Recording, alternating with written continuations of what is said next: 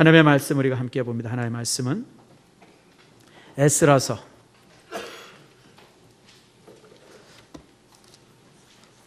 7장 6절에서 10절 말씀까지입니다. 자, 찾으셨죠? 우리 같이 교독하겠습니다. 이 에스라가 바벨론에서 올라왔으니 그는 이스라엘 하나님 여호와께서 주신 모세 율법에 익숙한 학자로서 그의 하나님 여호와의 도우심을 입음으로 왕에게 구하는 것은 다 받는 자이더라.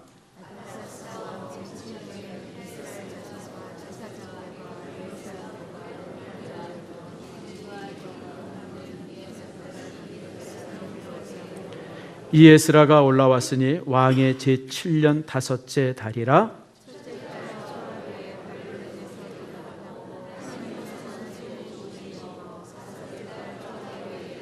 함께 읽습니다. 에스라가 여호와의 율법을 연구하여 준행하며 율례와 규례를 이스라엘에게 가르치기로 결심하였더라. 아멘. 기도합니다. 하나님 감사합니다. 주께서 사랑하셔서 오늘 주님께서 기뻐하시는 귀한 두 딸 서화란, 이다영을 주의 교회에 등록해 하셨음을 감사합니다. 하나님 복에 복을 주시고 주의 교회 한 식구 되어 싸우니 하나님께서 보살펴 주시며 우리 교회 안에서 좋은 일꾼 되어지도록 역사해 주시옵소서. 하늘의 문을 여시고 가득 찬 복을 주시며 그 삶에 정말 아버지의 놀라운 축복들을 내리워 주시옵소서. 또한 아버지 하나님, 우리 여전도회에서 또 바자회를 준비 중에 있습니다. 열심히 준비하며 또 우리가 열심히 참여해서 응원할 수 있도록 복을 내리워 주시옵소서. 오늘 이 시간 또 말씀을 우리가 함께 나눕니다. 나눈 말씀들 주님께서 일일이 주관해 주시고 복을 내리워 주시옵소서. 모든 것 주 앞에 감사드리며 예수님의 이름으로 기도드립니다. 아멘. 우리가 성경 읽기를 열심히 하고 있습니다. 뒤에 성경 읽기 표가 있죠. 제가 자주 확인합니다. 새벽 예배 끝나고도 확인하고. 근데 이렇게 보면서 두 가지를 느낍니다. 야, 우리 교회 성도들은 한 번 시작하면 끝장을 보는구나. 다시 말하면 시작한 사람은 끝까지 가고 안 읽은 사람은 끝까지 안 읽더라고요. 참, 그래서 우리 교회가 강단이 있어서 보기 좋다. 여러분, 아직 시작 안 하신 분들은 이제 빨리 다시 시작하셔서 온 성도가 말씀을 읽는데 함께 하기를 바랍니다. 성경을 열심히 읽는 분들에게 제가 퀴즈를 하나 드립니다. 이거 알아맞히면 여러분들 아주 좋은 사람이에요. 자, 봅시다. 6사람의 이름을 제가 읽는데 이 6사람의 이름의 공통점을 여러분이 맞히면 아주 성경을 제대로 읽은 것이고, 못 맞히면 그냥 듬성듬성 읽은 거예요. 에스라, 느헤미야, 학개, 스가랴, 말라기, 수룹바벨. 이 6명의 공통점이 뭘까요? 어떤 사람은 선지자 아니죠. 느헤미야도 선지자 아니고 수룹바벨도 선지자는 아니에요. 어떤 사람은 손을 번쩍 들더니요, 외국인이요 그러더라. 그래서 이 사람이 나랑 지금 개그하려고 그러나. 공통점이 뭐예요? 뭐가 공통점일까요? 이 사람은요, 포로 이후에 사역한 사람들이에요. 여러분들이 이 역사를 잘 몰라요. 오늘은 사실 그래서 역사 공부를 좀 할 겁니다. 지금부터 이스라엘 민족이 애굽에서 탈출한 것은 몇 년 전이냐면 약 3,500년 전입니다. 굉장히 오래된 일이죠. 정말 상상할 수 없는 오래전에 애굽에서 탈출을 합니다. 그래서 이제 사사시대를 가나안 땅에서 한 400년간 사사시대에다가 이제 3,100년 전쯤 돼서 왕국이 만들어집니다.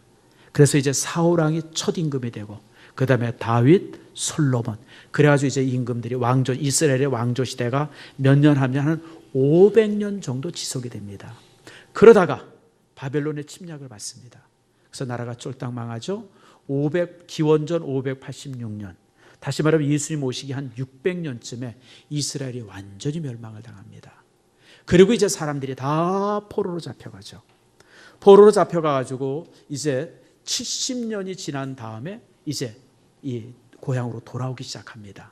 그게 이제, 그래서 포로로 잡혀간 그 시대부터 이스라엘이 멸망당하고 포로로 잡혀간 그 시대, 또 돌아오는 그 시대, 포로 이후에 사역을 했던 사람들이 제가 지금 읽었던 이 6명입니다. 그 외에도 사람들이 많습니다. 에스라도 그렇고 모르드게도 그렇고 다 포로 이후의 사람들이죠. 그리고 이제 2000년 전에 이제 예수님께서 오십니다. 그래서 이스라엘의 역사는 크게 셋으로 나눕니다. 왕국 전, 왕국 이후. 그래서 왕국이라고 하는 걸 앞에 두고 이전의 시대, 이후의 시대, 또 왕국 시대, 지금 셋으로 이렇게 구분하는데 바로 이 사람들은 이제 왕국 다음에 이제 시대가 되어지죠. 바벨론이라고 하는 나라는 굉장히 강대한 국가였었고요. 그리고 특별히 그 바벨론의 그 느부갓네살이라고 하는 임금은 아주 대단한 사람이었습니다. 그래서 정복자였죠. 그래서 주변의 나라를 다 정복합니다. 그런데 문제는 뭐냐면 이 바벨론도요 금방 멸망을 당합니다. 그 바벨론을 멸망시킨 사람이 바로 이제 고레스입니다. 이제 어느 나라 왕이냐면 여러분 페르시아의 임금입니다. 자, 우리 말씀을 한 절 봅시다. 오늘 이제 성경을 쭉 좀 읽어가면서 여러분들과 함께 말씀을 나눕니다. 역대하 36장 23절, 역대하의 맨 마지막 절입니다. 다 찾으셨죠? 여러분들이 대학 때, 고등학교 때 세계사 공부를 제대로 했으면 오늘 성경 공부가 너무너무 꿀같이 달 것이고요. 그때 졸았던 사람은 뭔 말인가 이제 그럴 겁니다. 자, 우리 23절 말씀 같이 읽습니다. 시작. 바사왕 고레스가 이같이 말하노니 하늘의 신 여호와께서 세상 만국을 내게 주셨고 나에게 명령하여 유다 예루살렘의 성전을 건축하라 하셨나니 너희 중에 그의 백성된 자는 다 올라갈지어다. 너희 하나님 여호와께서 함께 하시기를 원하노라 하였노라. 자, 바사왕 고레스. 바사는 뭐냐면 페르시아입니다. 페르시아를 우리 성경은 파사라고 쓰고 있어요. 이게 왜 그러냐면 음역 때문에 그래요. 성경이 제일 먼저 번역된 것은 한문으로 번역이 됩니다. 그러니까 중국 사람이 썼던 이 한문 성경을 우리가 그대로 가지고 옵니다. 한글로 바꿔서. 그러다 보니까 고유 명사가 한문으로 쓰여졌던 것을 그대로 가지고 와요. 그래서 실제 고유 명사의 그 발음과 지금 우리가 쓰고 있는 발음이 전혀 다릅니다. 진짜 많은 부분이 달라요. 예를 들면 우리 어렸을 때 유럽을 뭐라 그랬어요? 구라파라 했지, 구라파.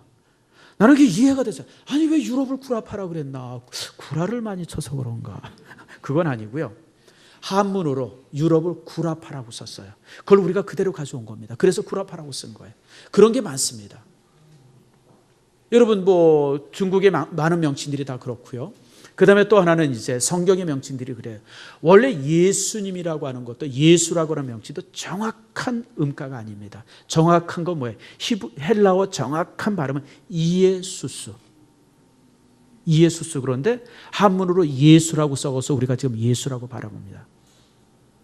그리스도도 마찬가지 크리스투스인데 지금 우리가 어떻게 발음해요? 그리스도.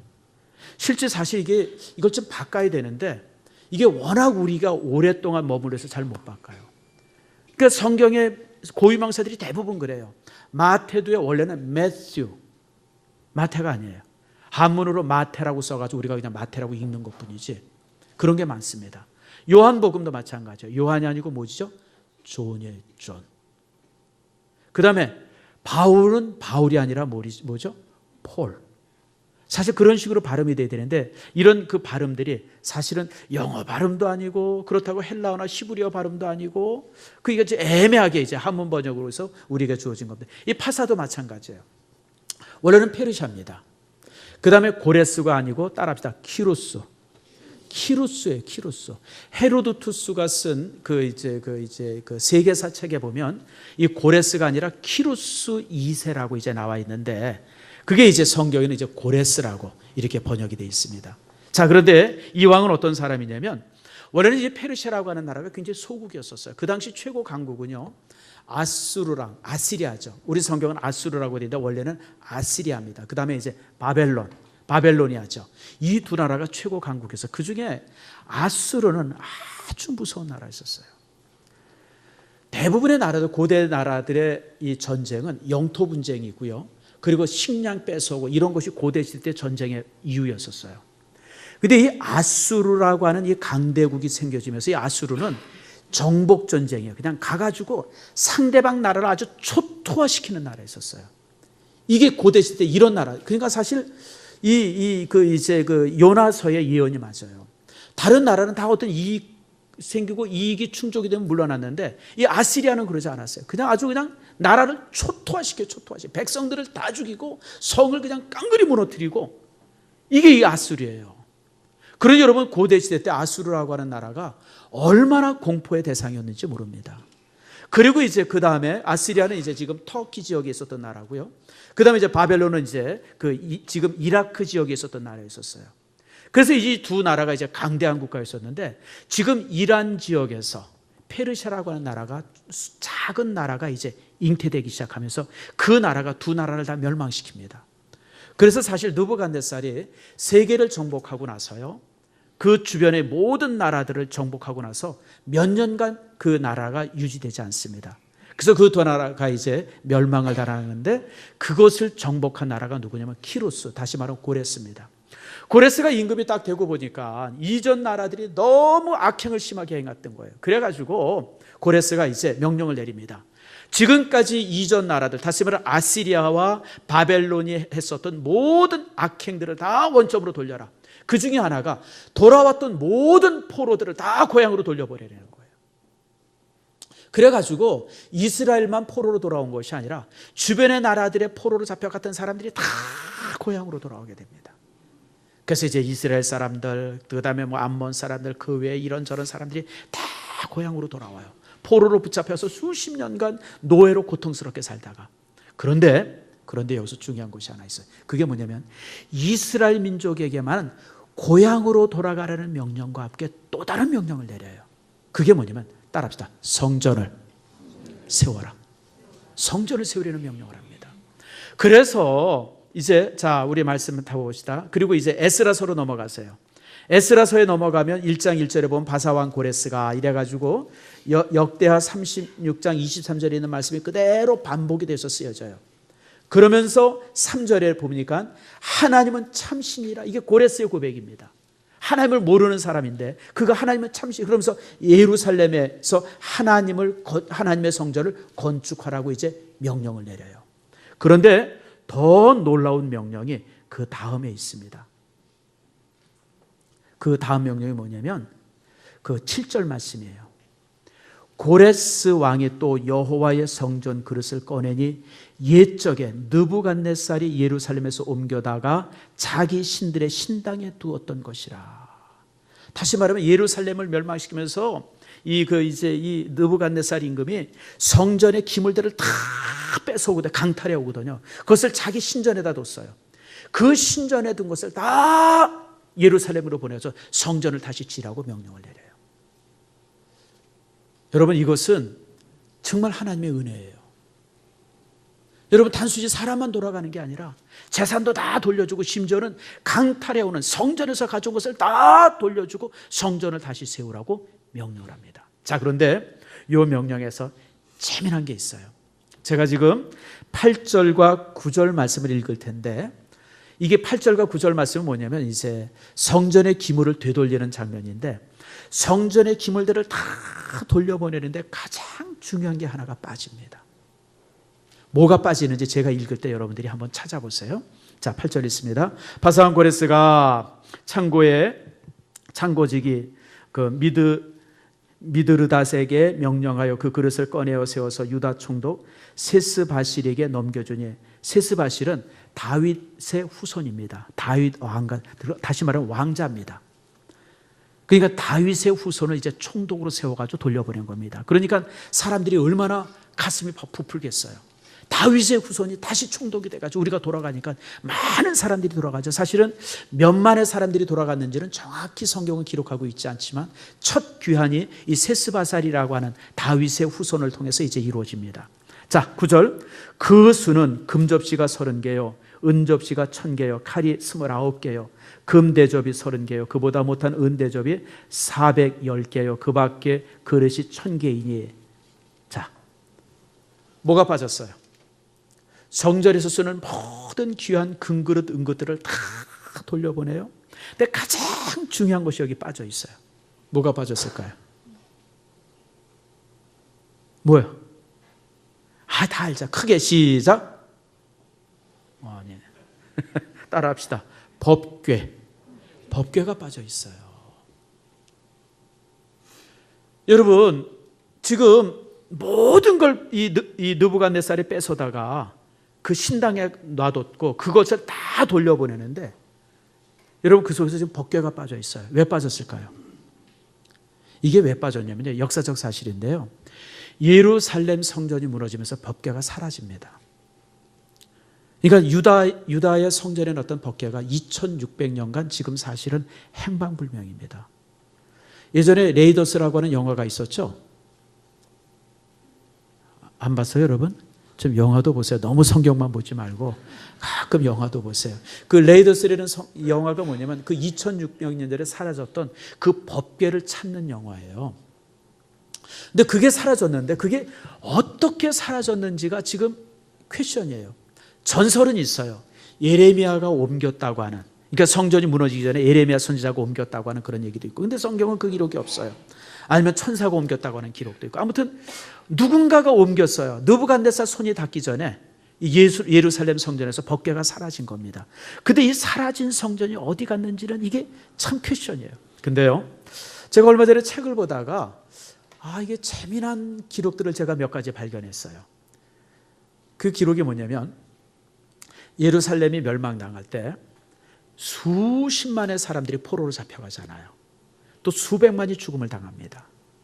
그리고 중요한 것이 수십만의 사람이 애굽으로 피난을 옵니다. 그때 피난을 올 때 누구도 끌려오냐면 에레미야도 같이 끌려옵니다. 그리고 그들이 끌려와서 어디 가서 집단 생활하냐면 지금 이스완댐 근처, 그러니까 이 애굽의 북쪽이 아니라 애굽의 최남쪽에 가가지고 거기서 정착해서 한 200여 년간 삽니다.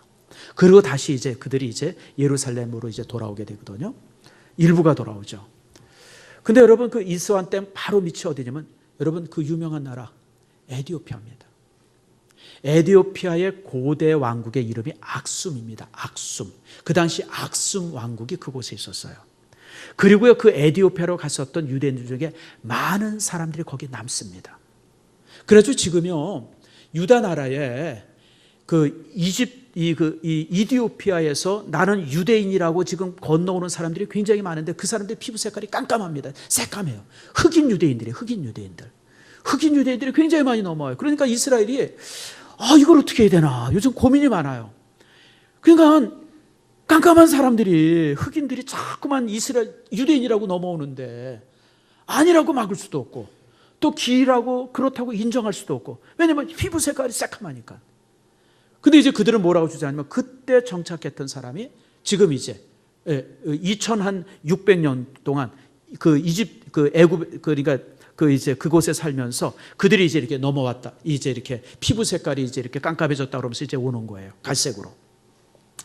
근데 재밌는 거는요, 이디오피아 사람들이 퍽퍽 우기는 것이 하나가 있어요. 뭐냐면 법궤를 자신들이 가지고 있다고 우깁니다. 그 법궤가 어디 있냐고 우기냐면요, 이디오피아 이 남쪽에 보면 교회가 하나 있어요. 성시온 메리라고 하는 교회가 있어요. 성시온 메리 교회. 이스라엘 그러니까 이디오피아에서 최고의 그런 어떤 이 성지로 여겨지는 곳인데, 그곳 안에 창고에 법궤가 있다는 거예요. 그래서 한번 좀 가보려고 그래요. 진짜 있나? 근데 아무에게도 보여주진 않고 있어요. 자기들이 가지고 있다는 거예요. 그래서 나는 그 책을 이렇게 보면서, 혹시 이때 이 이스라엘 민족들이 이집트에 피난 가면서 법궤를 가져갔다가 혹시 이디오피아에 놔뒀는 것이 그게 지금 혹시 그 교회에 혹시 있지 않나, 그런 생각을 하게 되는데, 뭐 믿거나 말거나입니다. 여러분 한번 시간 되면 한번 가서 찾아가 보세요.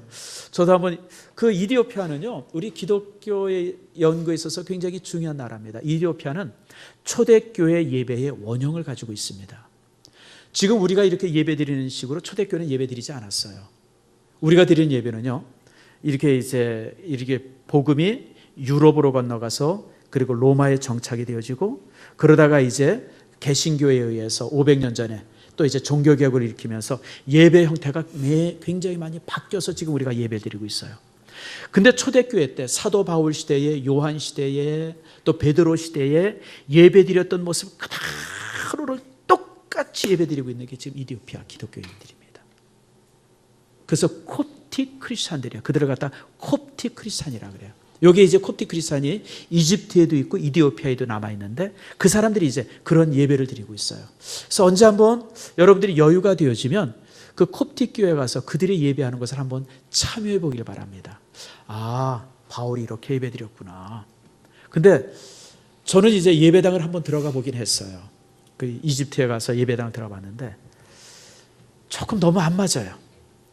막 등불들 많고 막 이런 거 저런 거 많아가지고 좀 너무 산만해가지고 좀 안 맞는데, 근데 어쨌든 간에 여러분 2000년 전에 참 우리 신앙의 선진들이 그런 곳에서 그런 식으로 이제 예배를 드려왔었습니다. 어쨌든 자, 여러분들 이제 그렇게 해서 이제 교회가 이제 되어져요. 자, 그 돌아오죠.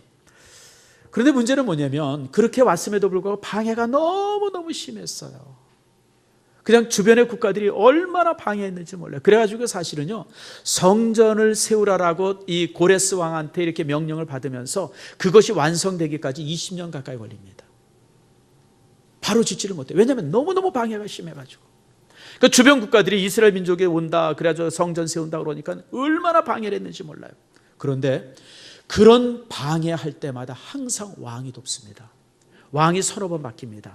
고레스 임금이 죽고 나서 이제 다리오라고 하는 사람이 왕이 되고, 그 사람이 죽고 나서 아닥사스다라는 사람이 왕이 되고, 이렇게 왕이 서너 번 바뀌면서도 왕이 끊임없이 성전을 지을 것을 요구하고 성전 지을 것에 대해서 이렇게 모든 혜택을 베풀어요. 심지어는 성전 짓는 일에 참여하는 사람은 모든 이 그 세금을 면제해 주겠다. 성전 짓는 사람에게는 내가 어떻게 주겠다. 상을 주겠다. 뭐 이러면서 이제 성전 짓는 것에 이제 힘을 다하죠. 그리고 여러분 이런 방해가 얼마나 또 그럼에도 불구하고 계속 방해가 와요. 그 방해가 에스라서 4장에 보면 성전 짓는 것을 방해했던 사람들의 이름들이 쭉 기록됩니다. 내가 볼 때 저주받는 이름들이죠.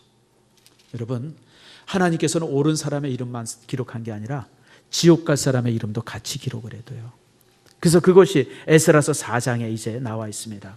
근데 그들이 어떤 식으로 방해하냐면 이 사람들이 반란을 일으킨다는 거예요. 반란을 일으킬 거니까 성전 못 짓게 된다고 계속 왕에게 상소를 하는 겁니다. 그 왕은 반란 일으킨다는 거 얼마나 섬뜩해요. 그럼 짓지 말아라. 이렇게 해서 또 성전 짓는 것을 또 멈춥니다. 그때 이제 활약했던 선지자들이 학개와 스가랴 선지자입니다. 학개와 스가랴 선지자들이 이제 나와서 다시 이제 성전을 지을 것을 그들에게 요구하고 막 이제 그렇게 되어지죠. 그러면서 이제 이제 에스라서 6장에 가서는 이제 그들이 또 이제 그 왕에게 이제 이 서신을 보내면서 이제 못 지키도록 합니다. 그럴 때 그 당시 왕이 이제 그 다리오 왕인데, 다리오 왕이 이제 쭉 이렇게 지금까지 왕들이 내렸던 조서들을 보면서 고레스 왕이 내렸던 조서를 발견하게 되어져요. 그리고 이제 마지막 조서를 이제 수룹바벨, 그 당시 이제 총독은 이제 수룹바벨로 바뀌었는데 수룹바벨 총독에게 이제 조서를 내리는데 조서의 내용이 뭐냐면 스가랴 6장 11절입니다. 자, 6장 11절 조서의 내용으로 우리 한번 읽어봅시다. 시작. 내가 또 명령을 내리노니 누구를 막론하고 이 명령을 변조하면 그의 집에서 들보를 빼내고 그를 그 위에 매어 달게 하고 그의 집은 이로 말미암아 거름더미가 되게 하라. 무슨 말이죠? 하도 상소가 많이 올라오고 못 짓게 하고 막 그러니까 이 왕이 그냥 그 당시의 왕은 이제 다리오인데 골치가 지근지근 아팠어요. 그러다 마지막으로 명령을 내리는 거예요. 무슨 명령이냐면 이제부터 누구든지 성전 짓는 것을 방해하면 다 죽여버려라. 마지막 명령이에요. 그가 누구든지 총독이든지 아니면 무슨 뭐 귀족이든지 상관없이 성전 짓는 거 방해하는 사람은 다 죽여버려라. 그 명령이 이제 마지막 조서의 명령이었었어요. 그 명령이 떨어지면서 성전 짓는 것을 다시 시작합니다. 그래서 결국은 이제 성전이 완성이 되어지죠. 다리오 왕 제6년에 이 조서가 떨어지면서 몇 년 더 있다가 이제 결국은 성전이 완성이 되어지고 이 6장 16절에 보면 성전 봉헌식을 합니다. 자, 16절 말씀 같이 한번 읽읍시다. 자, 시작. 이스라엘 자손과 제사장들과 레위 사람들과 기타 사로잡혔던 자의 자손이 즐거이 하나님의 성전 봉헌식을 행하니. 백성들이 돌아온 지 수십 년 만에, 그리고 예루살렘 성전이 파괴되어지고 거의 100년 만에 예루살렘 성전이 다시 세워집니다. 그래서 이 성전을 갖다가 제2의 성전이라 그러고요. 또 다른 말로 수룹바벨에 의해서 완공이 되어졌다. 그래서 수룹바벨의 성전이라 그래요. 첫 번째 성전은 누가 지었어요? 솔로몬이 지었기 때문에 솔로몬의 성전. 두 번째 성전은 총독 수룹바벨에서 지었기 때문에 누구의 성전? 수룹바벨의 성전. 그리고 예수님 시대의 성전은 누가 지었어요? 헤롯이 지었기 때문에 헤롯 성전. 그렇게 보통 이름을 붙여 부릅니다. 자, 그래서 이제 완공이 되어지죠. 그런데 여러분, 건물만 완공했지, 여러분, 교회가 건물이 있다고 해서 교회가 됩니까? 몇 년 있다가 그 다음 왕, 그 아닥사스다라고 하는 왕이 에스라라고 하는 사람을 이제 다시 성전에 보내게 되어져요. 왜냐하면 성전만 완공이 되었다고 해서 신앙이 개혁되어지는 것 아니지 않습니까? 성전이 완성될 뿐 아니라 말씀이 회복되고 예배가 회복이 되어져야 돼요. 그래서 이제 아닥사스다가 정말 하나님의 은혜로 이제 에스라를 보내게 되어지죠. 자, 여러분, 여기서 우리가 교훈받을 것이 있습니다. 우리가 아무리 옳은 일이라고, 아무리 하나님의 일이라고 해도요, 항상 방해하는 사람들이 있습니다. 우리 교회에서 또 이제 선교를 위해서, 하나님의 나라를 위해서 정말 귀한 일을 막 진행하는데도 불구하고 방해자들이 꼭 있기 마련이에요. 그럼 우리가 고민을 많이 하죠. 야, 하나님께서 허락한 일이 맞나? 왜 이렇게 방해자가 많나? 여러분, 방해자는 있기 나름입니다. 그런데요, 너무너무 놀라운 사실은 그런 방해자들을 불신자들의 손을 통해서 하나님이 막아주신다고 하는 거예요. 여러분, 대통령이 이번 대통령 선거인데 우리 믿는 사람이 하나도 없더라고요. 그래서 누굴 뽑아야 되나. 근데 여러분, 하나님께서는 믿는 사람을 통해서도 일하지만 불신자를 통해서도 일하십니다. 그러면 여러분, 걱정하지 말고 이 나라의 미래를 맡길 만한 좋은 사람 뽑아서 여러분, 이 나라가 정말 잘 되기를 축복합니다. 여러분, 꼭 선거에 참여하길 바라고요. 자, 그런 가운데서 이제 하나님께서는 불신자들을 사용해요. 동시에 하나님께서는 모든 일의 완성을 위해서는 믿음의 사람을 쓰십니다. 불신자들을 통해서 기초 작업을 다 하게 하고 완성은 믿음의 사람을 통해서 해요. 그가 바로 에스라입니다. 그래서 에스라가 이렇게 보냄을 받는데, 에스라는 어떤 사람이냐면요, 여러분, 이스라엘 역사에 있어서 가장 중요한 사람 중에 하나가 에스라입니다. 우리는 에스라를 잘 모르죠. 사실 에스라가 설교되어진 일이 많지 않아요. 그래서 에스라를 잘 모르지만 이스라엘 그 신앙에서 가장 중요한 사람 세 사람을 뽑으면 그 중에 하나가 에스라입니다. 첫 번째가 누구냐면 아브라함입니다. 아브라함은 믿음의 조상이기 때문에 중요해요. 두 번째가 누구냐면 모세입니다. 모세는 율법을 가져다 준 사람입니다. 세 번째 사람이 누구냐면 에스라입니다. 에스라는 율법을 백성들이 지킬 수 있도록 율법의 규율들을 완성한 사람입니다. 그래서 이 세 사람, 아브라함과 그 다음에 모세와 에스라는 이스라엘 민족에 있어서 가장 신앙적으로 중요한 사람입니다. 그래서 지금 우리 유대인들이 믿고 있는 그 신앙의 기반을 누가 세우냐면 에스라가 세웁니다. 에스라 때부터, 에스라가 사실은 구약 성경 전체를 이렇게 모은 사람이고요, 성경을 모은 사람이에요. 그 다음에 에스라가 회당을 만든 사람이고, 또 이스라엘 민족의 어떤 신앙의 어떤 그 질서들을 만든 사람이 에스라입니다. 그래서 에스라는요, 여러분, 실제 이 유대인의 신앙의 역사에 있어서 굉장히 중요한 사람이에요. 그래서 여러분들 에스라를 여러분들이 기억하길. 어떤 분은 에스라 그러면 에스더랑 되게 헤매는 사람이 있어요. 에스더랑 헤매는, 에스더는 누구죠? 여자예요, 여러분. 여왕이에요. 그러나 에스라는 남자고 율법학자고 제사장입니다. 아론의 16대 손입니다. 자, 여러분 기억하시길 바랍니다. 자, 그런데 저가 이제 어떻게 하나님의 말씀대로 개혁을 하게 되어졌나? 7장 6절 말씀에 보면, 그리고 성경을 보면 한 5가지의 개혁의 방법들을 나옵니다. 자, 6절 말씀에 보면 이 에스라에 대해서 어떻게 설명하냐면, 따라합시다. 에스라는 율법에 익숙한 학자로서, 에스라는 율법에 익숙해요. 여러분, 하나님의 사람은 하나님의 말씀에 익숙해야 합니다. 제가 여러분들에게 성경 읽으라고 막 책을 이유는 여러분이 하나님의 사람이기 때문에 그래요. 여러분, 하나님의 사람이 하나님의 말씀에 익숙하지 못해가지고 어떻게 하나님의 사람이 될 수 있어요? 성경 읽는 것은 우리에게 있어서 너무너무 당연한 거예요. 말씀에 익숙해야 돼요. 에스라의 첫 번째 특징은 말씀에 익숙한 사람이었었어요. 두 번째로 에스라는 6절 후반절에 보니까 왕에게 구한 모든 것을 다 받는 자라 그랬어요. 다시 말하면 왕이 에스라를 절대적으로 신뢰했어요. 여러분, 근데 왕은 하나님을 믿는 사람이 아니에요. 아닥사스다 왕이 믿는 신은 누구냐면 모르독이라고 하는 신입니다. 성경은 몰렉이라고 나옵니다. 몰렉, 모르독이라고 하는 신을 섬기는 그런 그 왕인데, 저가 다른 신을 섬기던 제사장 에스라에 대해서 전폭적으로 신뢰해요. 심지어 오늘 본문에 있는 말씀처럼 여러분, 에스라가 요구하는 것은 다 주라고 말해요. 다 주라. 그가 요구하는 것은 무엇이든지 다 줘라. 어떻게 이럴 수 있을까요? 여러분, 이게 굉장히 중요한 거예요. 우리 믿음의 사람들이 불신자들에게 이렇게 인정받기 위해서 가장 필요한 게 뭘까요? 여러분들이 만약에 서류를, 믿지 않는 불신자 회장에게 서류를 이제 이렇게 사인을 맡을 일이 있어요. 사장한테 가져와서, 사장님 믿습니다, 사인해 줄 줄 믿습니다. 그러면 사장이 뭐라 그럴까요?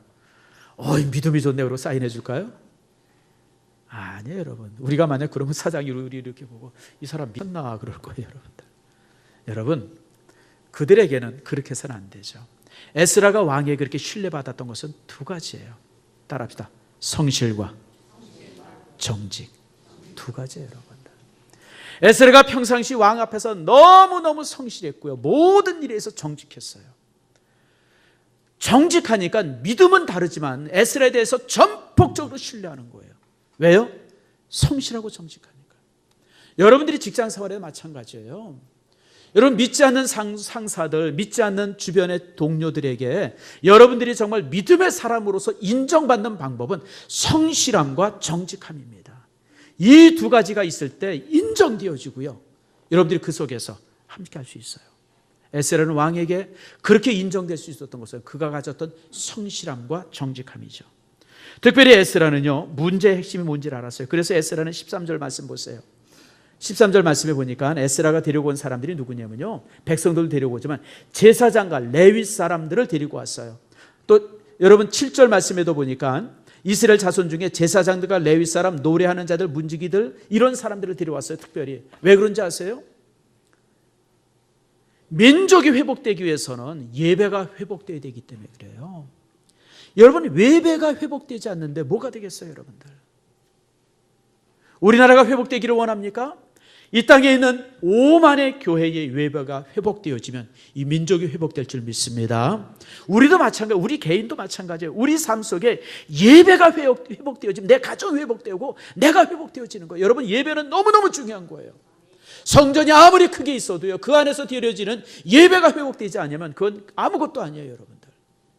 여러분의 삶 속에 예배가 회복되어지기를 축복합니다. 그래서 제사장들, 레위인들, 그래서 문 지키는 사람들, 찬양대원들, 이런 사람들을 데려온 이유는 예배를 회복시키기 위함이었어요. 뿐만 아니라 10절 말씀해 보니까 뭐라 그래요? 에스라가 여호와의 율법을 연구하여 준행하며 율례와 규례를 이스라엘에게 가르치기를 결심하였더라. 여러분, 말씀을 가르치는 말씀이 되어지죠. 마지막으로는요, 22절입니다. 모든 것이 완비되어졌어요. 자, 22절, 8장 22절 말씀 한번 봅시다. 여기 참 중요한 말씀이 여기 하나 있어요. 8장 22절 같이 한번 읽겠습니다. 시작. 이는 우리가 전에 왕에게 아뢰기를 우리 하나님의 손은 자기를 찬 모든 자에게 선을 베푸시고 자기를 배반하는 모든 자에게는 권능과 진노를 내리신다 하였으므로 길에서 적군을 막고 우리를 도울 보병과 마병을 왕에게 구하기를 부끄러워하였습니다. 이게 무슨 얘기냐면요, 에스라가 이제 백성들을 데리고 딱 이제 고향으로 돌아오는데 앞에 가로막는 사람이 생겼어요. 군사를 데리고 와서 에스라를 유대 땅에 못 들어가게 하는 겁니다. 그리고 막 칼과 창을 가지고 위협을 하는 거예요. 그러니까 에스라 주변에 있는 사람들이 아이고, 에스라님 큰일 났습니다. 잘못하면 우리가 여기 다 죽게 됐습니다. 빨리 왕에게 연락해서 군인들을 좀 보내달라고 합시다. 그래서 왕이 보낸 군사로 인해 가지고 이들을 다 물리치시다. 그렇게 막 요청하고 또 그렇게 결정을 했어요. 그렇게 결정한 것을 에스라가 따라합시다, 부끄러워했다. 무슨 얘기인지 아시죠? 여러분, 삶에 있어서 모든 부분들을 불신자들에게 요청하고 사람들에게 요청하고 그래서는 안 된다는 거예요. 그래서 에스라가 어떻게 해요? 23절에 자 23절 마찬가지 같이 읽읍시다. 시작. 그러므로 우리가 이를 위하여 금식하며 우리 하나님께 간구하였더니 그의 응답하심을 얻었느니라. 그래서 왕에게 군사 보내달라고 전령 보내고 그렇게 결정한 것을 너무너무 부끄럽게 여기고 이제 우리가 금식하자. 이제 우리가 기도하자. 그리고 저들이 기도했어요. 금식했어요. 그랬더니 하나님께서 그 앞에 있는 모든 적을 물리쳐 주신 거예요. 다시 말하면 사람이 아무리 준비하고 우리가 이렇게 저런 거 모든 것을 참 차근차근 준비해도 결국은 누가 도와주셔야 돼요? 하나님이 도와주셔요. 그래서 에스라는 뭐라고 말하면 하나님의 손이 따라합시다. 하나님의 손이. 결국은 하나님의 손이며 깨달아요. 하나님의 손이 도왔고 하나님의 손에 도움을 받아야 되고 하나님의 손에 이끌림을 받아야 우리가 온전할 수 있다고 하는 거예요. 말씀을 맺습니다. 성도 여러분, 여러분의 삶이 하나님의 손 안에서 회복되어지기를 축복합니다. 예배가 회복되어지고요, 말씀이 회복되어지기를 축복합니다. 그래서 정말 여러분의 가정이, 여러분의 삶이, 그리고 이 민족이 주 안에서 놀랍게 회복되어지는 역사가 있기를 축원합니다.